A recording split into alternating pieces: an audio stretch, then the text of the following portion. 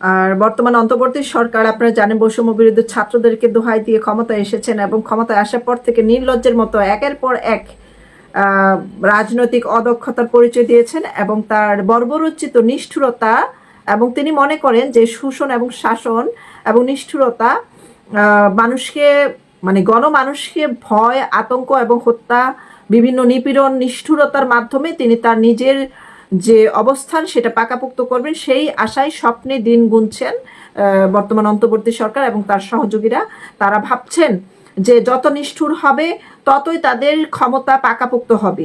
সেই জায়গা থেকে আপনারা জানেন যে জাতীয় পার্টির জিএম কাদের সহ তার দলবলকে বিভিন্নভাবে এই সরকার ক্ষমতা আসার পর থেকে হয়রানি করছে, তাদেরকে ঐক্য সরকার গড়তে গিয়েছে, সবাইকে ডাক দিয়েছে, সেখানে তাদেরকে ডাকা হয়নি, বা নির্বাচনের যে দাবি দফাগুলো আছে, যারা যারা তার অন্তর্বর্তী সরকারের খুব প্রিয় ব্যক্তি বা যারা তাকে ক্ষমতা এনেছেন বা ৭১-এর স্বাধীনতা চেতনার বিরোধী শক্তি, তারা কিন্তু এই সরকারের সাথে দেখা করেছে বা তাদের সঙ্গে মিটিং করেছে। তাদের যে মনের কথা বা হচ্ছে ওরা সংবিধান সংশোধনের জায়গায় কি চায় সবকিছু তারা খোলামেলা এবং দাবি সহকারে জমা দিয়েছে, কথা বলতে পেরেছে। একমাত্র আওয়ামী লীগ সরকারের সাথে যে 14 দল জোট ছিল সেই দলের কাউকে ডাকা হয়নি, এবং সাথে বিরোধী দল হিসেবে আওয়ামী লীগ সরকার চলাকালীন সময় জিএম কাদের সহ যে জাতীয় পার্টির নেতাকর্মীরা আছে তারা কেন বিরোধী সরকার হিসেবে ছিলেন সেই সরকারের সাথে সরকার পরিচালনা করার সময়, সেই অপরাধে তাদেরকেও কিন্তু তাদের সেই লিস্ট থেকে বাদ দেওয়া হয়। এই মুহূর্তে যে খবরটা আমি আপনাদের সামনে নিয়ে আসছি সেটা হচ্ছে জিএম কাদের ও তার অনুসারীদের গ্রেফতারের নোটিশ জারি করেছে। দেখেন, তাদেরকে যদি গ্রেফতার করা হয় বা তাদের নোটিশ দেওয়া হয় তাহলে বিষয়টা কেমন হবে। তো জনগণকে যেভাবে বর্তমান সরকার কোণঠাসা করছেন এবং বিভিন্ন দলের নেতাকর্মীদেরকে কোণঠাসা করছেন এবং কুপিয়ে হত্যা করে বা বিভিন্ন ছলে বলে কৌশলে হত্যা করে, তাদের বাড়িঘর জ্বালিয়ে পুড়িয়ে দিয়ে, তাদেরকে না পেলে তাদের মা বোনদেরকে হত্যা করে তারা যে নিষ্ঠুরতার প্রমাণ দিচ্ছে সেটা কিন্তু তাদের নিজেদেরই পায়ে কুড়াল মারছে। মানে তারা নিজেদের যে স্থায়িত্বের কথা স্বপ্ন দেখছে সেটা দীর্ঘস্থায়ী না হয়ে বরঞ্চ দিন দিন তাদের সমস্যা তাদের পায়ের গোড়ায় গিয়ে পৌঁছবে। তো দেখেন খবরের মধ্যে কি বলেছে যে বৈষম্য বিরোধী ছাত্র আন্দোলনের হত্যা মামলার আসামি করছে জিএম কাদেরকে। আপনারা জানেন যে এই জিএম কাদের কিন্তু বিভিন্ন বক্তব্যে বলেছে যে আমরা ছাত্রদের সঙ্গে ছিলাম, আমরা আছি এবং তাদের সাথে আমরা থাকবো। তিনি কিন্তু একাত্মতা ঘোষণা করেছিলেন বিভিন্ন সরকার জুলাই আন্দোলনের সমস্ত কিছুতে তিনি একাত্মতা ঘোষণা করেছিলেন, তাদের সঙ্গে ছিলেন এবং শেখ হাসিনার অনেক সমালোচনাও করেছেন যে আমরা ভয়ে তাদের সঙ্গে ছিলাম যেন আমাদের কোনো ক্ষতি না হয় বা আমরা কোনো কিছু বলতে পারিনি, এরকম বক্তব্য দিয়েছিলেন। তো রোববার অন্তর্বর্তীকালীন সরকারের প্রধান উপদেষ্টা ডক্টর মোহাম্মদ ইউনূস, স্বরাষ্ট্র উপদেষ্টা, পুলিশের আইজিপি, ডিএমপি কমিশনার, মিরপুর জোনের উপকমিশনার, ডিসি ও মিরপুর মডেল থানার ভারপ্রাপ্ত কর্মকর্তাকে ওসি এই নোটিশ পাঠিয়েছেন। নোটিশপ্রাপ্ত 7 দিনের মধ্যে তাদের গ্রেফতারে কার্যকর পদক্ষেপ নিতে আহ্বান জানানো হয়েছে, অন্যথায় আইনগত সিদ্ধান্ত নেওয়ার কথাও জানিয়েছেন আইনজীবী মোহাম্মদ সাইফুল ইসলাম সবুজ খান। নোটিশে বলা হয় যে বিগত হাসিনা সরকারের শাসনামলে দখলে লক্ষ্য করা যায় 2014, 2018 ও সর্বশেষ 2024 সালে স্বৈরাচারী সরকারের নির্বাচনে জাতীয় পার্টির কারণেই শেখ হাসিনা একদলীয় নির্বাচন করার সাহস পেয়েছে। জাতীয় পার্টির উপর ভর করে শেখ হাসিনা জনগণের দিনের ভোট রাতে চুরি করে এবং ভোটার বিন নির্বাচন করেছে, এগুলা বলেছে আর কি। যাই হোক, মানে মূল কথা হচ্ছে যে জাতীয় পার্টি কেন বিরোধী দল হিসেবে তখন তাদের সাথে ছিল, জাতীয় পার্টি বেইমান উল্লেখ করে নোটিশ করা হয়েছে, জাতীয় পার্টিকে বেইমান উল্লেখ করেছে। তো কোনো রাজনৈতিক দল তো কারো বাপের সম্পদ না বা কারো পকেটের ডায়েরি না যে যেমন খুশি লিখবে, যেমন খুশি ব্যবহার করবে বা যেমন খুশি রুমালের মতো ময়লা ফেলে পরিষ্কার করে ফেলে দিবে বা ধুয়ে ফেলবে।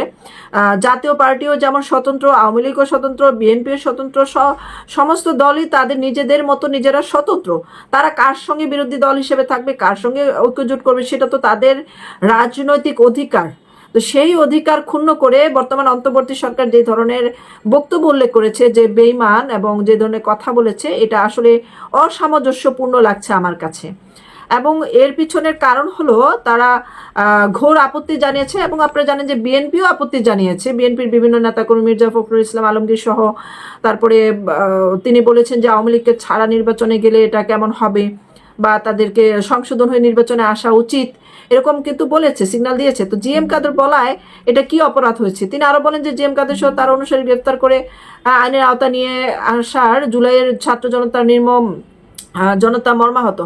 মানে ছাত্র জনতার পক্ষে থেকেও তারা কিন্তু হত্যা মামলার শিকার হলেন।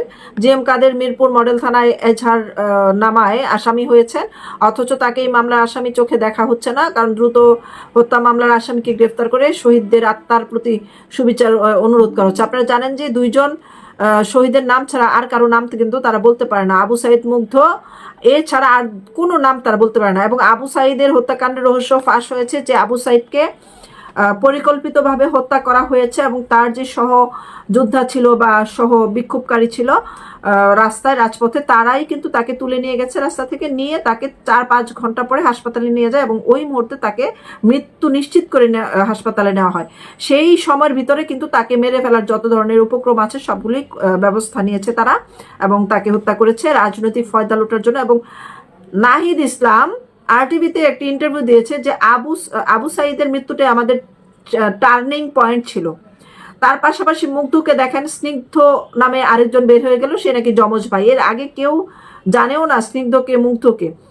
তারপর মুগ্ধ পানি লাগবে পানি বলে যে রাস্তায় চিৎকার করেছিল, সেই সময় কিন্তু তাকে দেখা গেছে যে সে ঘেমে গেছে, এদিক দিয়ে ঘাম পড়তেছে, সে এইভাবে ঘাম মুছতেছে, বা রাস্তায় থেকে সে দুর্বল হয়ে গেছে, বা তাদের আগের যে পরিকল্পনা সিনেমার স্ক্রিপ্ট ছিল সে সেই অনুযায়ী এভাবে ধরে হয়ে গেছে। ওই সিনটা কিন্তু সাদা কালো ছিল, তো সাদা কালো অবস্থাতে ব্লাড কালো দেখা যায়, তো ব্লাড কোথায় ছিল? ব্লাড কিন্তু কেউ দেখা নেই।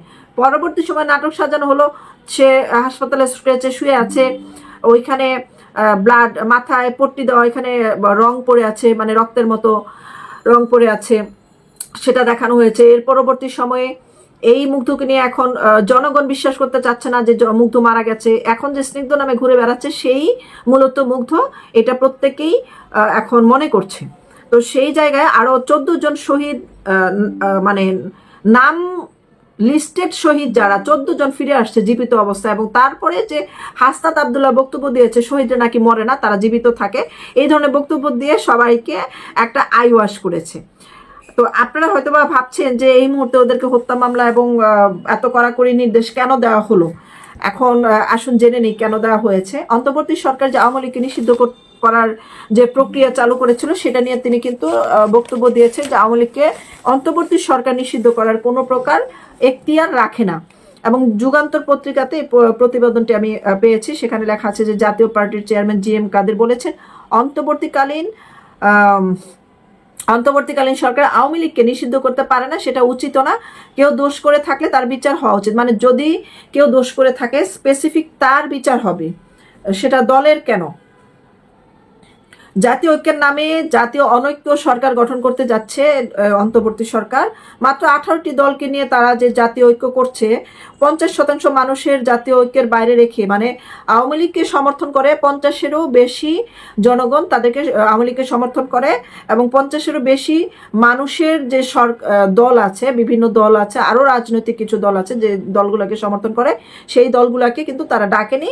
সেটার কথাই তিনি উল্লেখ করেছেন যে 50% মানুষের দল কে বাইরে রেখে অর্ধেকের চেয়ে কম যে দলগুলো দেখানো হচ্ছে প্রত্যেকেই কিন্তু 71 মুক্তিযুদ্ধের বিরোধী শক্তি।